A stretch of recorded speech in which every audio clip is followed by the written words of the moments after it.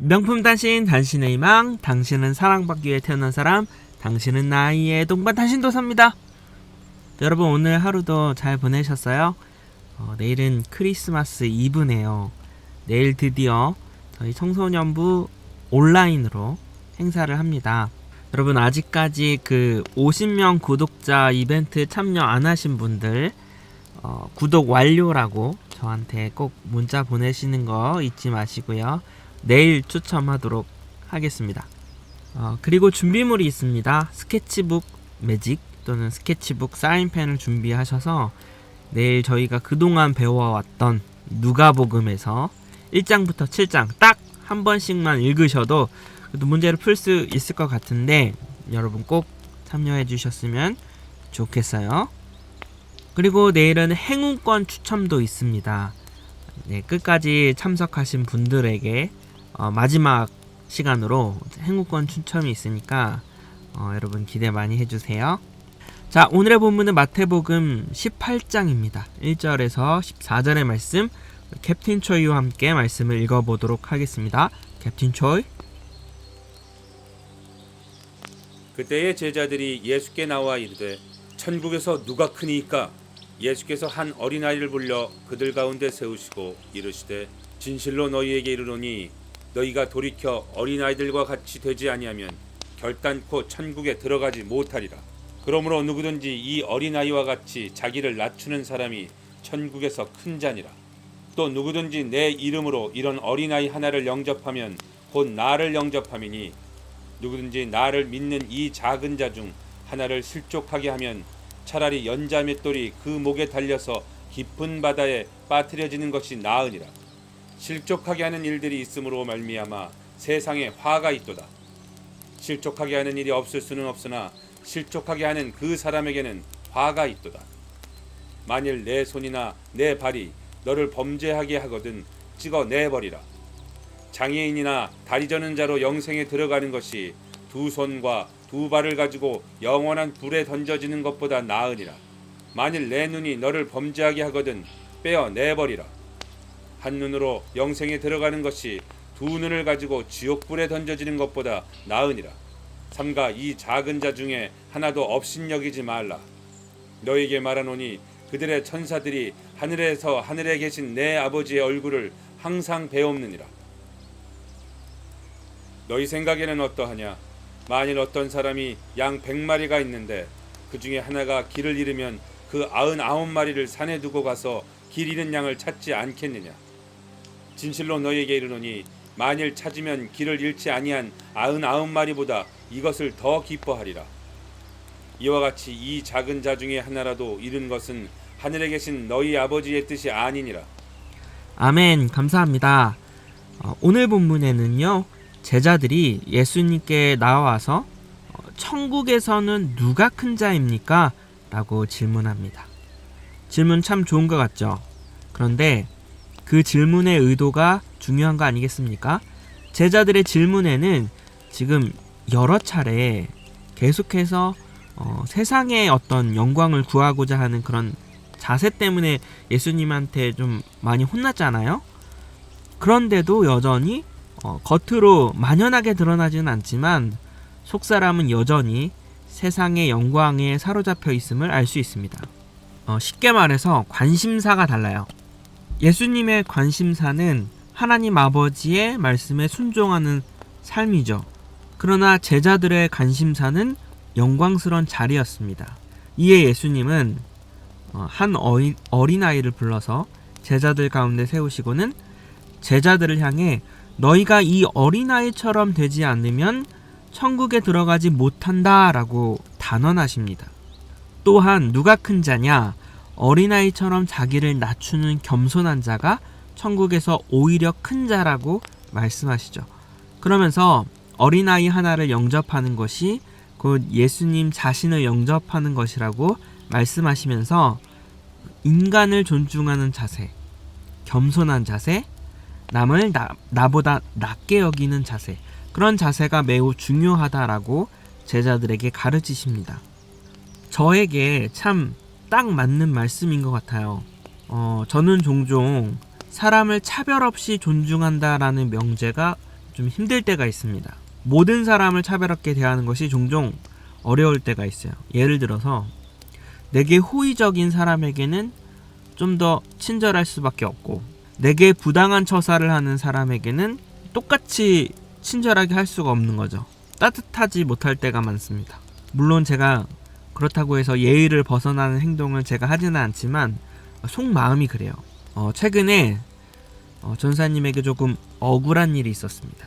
마땅히 뭐 억울함을 호소할 때도 없었고, 이 억울함을 벗어보고자 또 문제를 해결하고 내 억울함에 대해 보상을 받고자 좀 머리도 쓰고 고민도 하고 그랬습니다. 그런데 그것을 해결하는 과정에서 제 안에 이기심이 작동하는 저를 발견했어요. 그러니까 억울함을 해결하는 것 그 자체는 나쁘지는 않은데 그 과정이 아름답지 못해서 좀 여러 고민을 했습니다. 과정이 아름답지 못하더라도 내 이익이 걸려 있으면 좀 이기심을 부리는 게 맞지라는 생각을 갖고 있다가 오늘 본문을 읽으면서 큰 깨달음이 제게 있었어요. 그래서 제가 결론을 내렸습니다.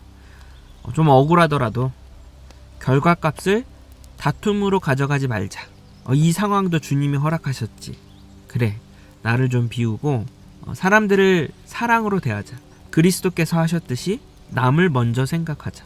그렇게 말씀을 내 삶에 적용하니까 그 억울했던 게 억울한 게 아니더라고요. 생각해보니까 내가 왜 그렇게 억울했지? 라고 생각이 들 정도로 그렇게 뭐가 억울했을까? 나는 보상받기 이전에는 나 무조건 억울해. 속으로 수시로 때때로 이 몰려오는 그 마음에 괴로웠어요. 그런데 아니야. 하나님이 나에게 겸손함을 가르치시기 위해서 주님이 허락하셨구나. 이 상황을 허락하셨구나. 나 억울해. 그런데 내가 그리스도의 사랑이 뭔지 보여줄게. 이런 마음이 들더라고요. 그러면서 한 가지 제가 과거에 있었던 일인데요. 그 장면이 스쳐 지나갔습니다. 어린 시절 이야기예요. 아마 나이는 14살 중1 때로 기억합니다. 중1 봄이었어요. 중학생 된 지 얼마 안 돼서. 전상 키가 작아가지고 지금도 작잖아요. 근데 단신도사잖아.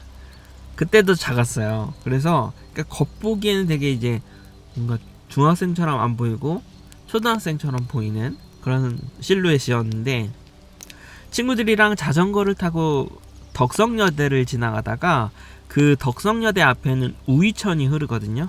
그래서 입구에 다리 하나가 있습니다.